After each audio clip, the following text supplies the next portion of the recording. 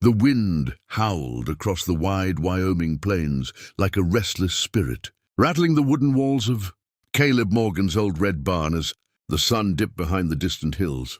Caleb, a rugged cowboy known across 3 counties for his quiet strength and stubborn independence, stood in the center, aisle brushing down his chestnut. Horse after a long day riding fence lines, dust floated through the golden light that spilled through the barn doors, and the smell of hay and leather filled the air. Caleb liked evenings like this, quiet, predictable, honest. Out here the land didn't lie and the cattle didn't scheme. But people were another story. And tonight trouble arrived not on horseback, but walking together across his ranch yard. The barn doors creaked open slowly, and Caleb turned, expecting a stray ranch hand, or maybe old Sheriff Doyle.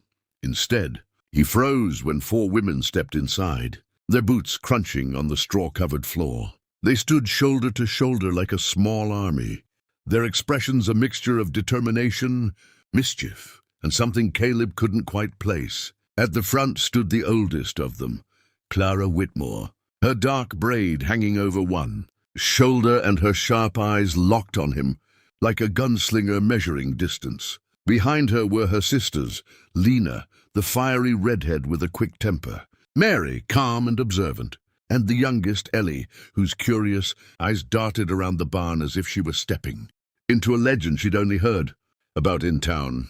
Caleb leaned against a wooden stall post, folding his arms slowly. "Evening, ladies," he said, his voice calm but cautious. "Most folks knock before marching into a man's barn." Clara smirked slightly, brushing dust from her riding coat. "We figured you wouldn't mind," she replied. "Besides, we needed to talk to the toughest cowboy in the valley." Caleb raised an eyebrow.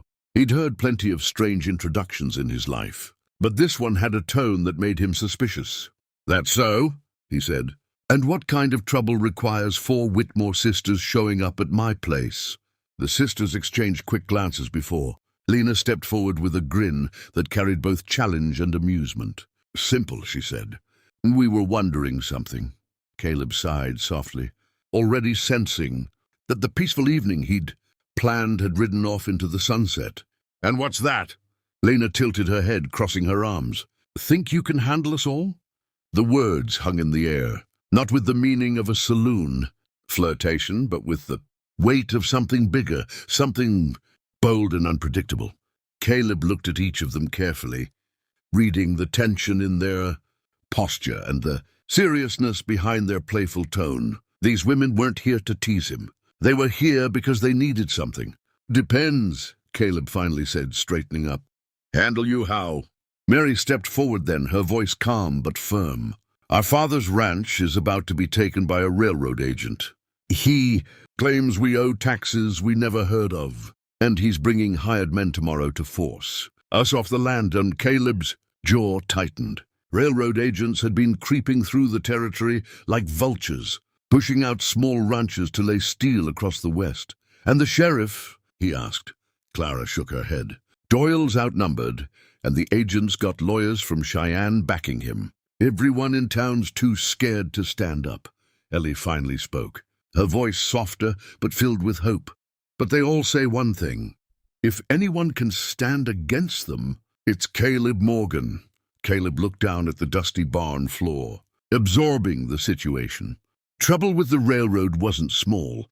Trouble, it was the kind that brought gunmen and court orders and long consequences. He walked slowly past them, glancing through the open barn doors toward the fading light outside.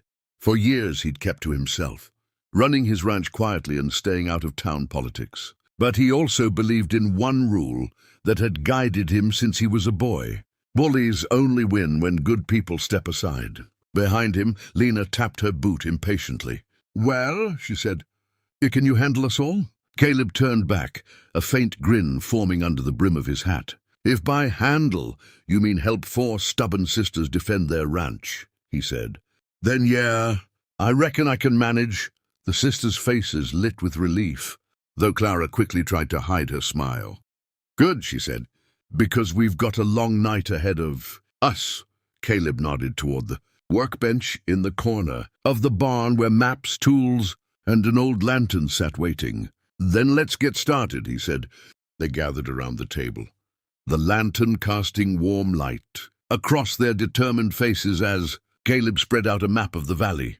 He listened carefully while they explained the railroad agents' plan, where the men would ride in from, which trails they'd use, and how they intended to intimidate the Whitmore ranch hands into leaving.